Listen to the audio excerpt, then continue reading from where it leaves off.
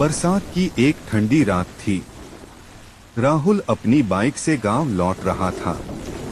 रास्ते में तेज बारिश शुरू हो गई।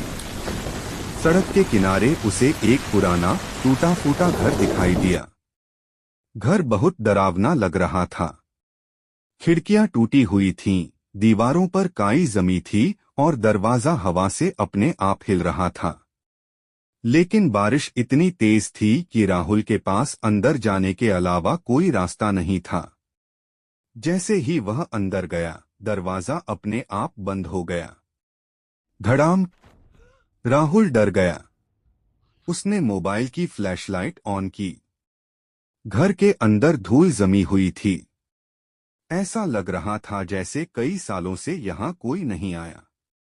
अचानक ऊपर की मंजिल से किसी के चलने की आवाज आई।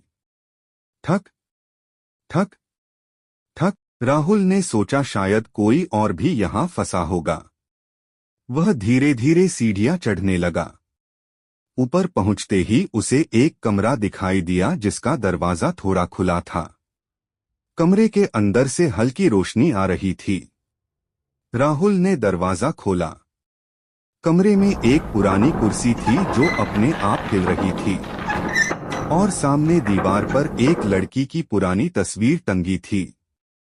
तस्वीर के नीचे लिखा था, मीरा 1998 इंच। तभी पीछे से किसी लड़की के रोने की आवाज आई, मुझे यहाँ से निकालो। कौन है? राहुल ने तुरंत पीछे मुड़कर देखा, दिखाई दो। लेकिन वहाँ कोई नहीं था। देखो। अचानक उसका मोबाइल बंद हो गया। पूरा कमरा अंधेरे में डूब गया।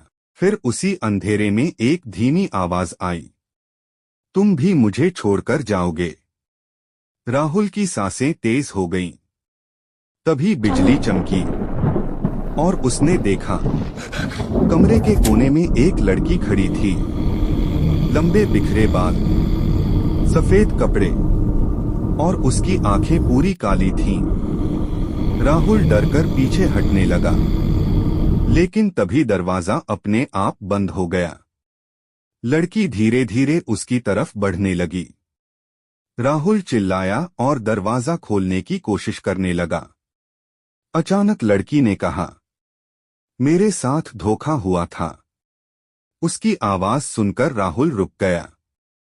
लड़की रोते हुए बोली, इस घर में मुझे मार दिया गया था और जिसने मुझे मारा वो आज भी यहीं है। तभी पीछे से किसी आदमी की भारी आवाज आई, तुमने इसे सब बता दिया।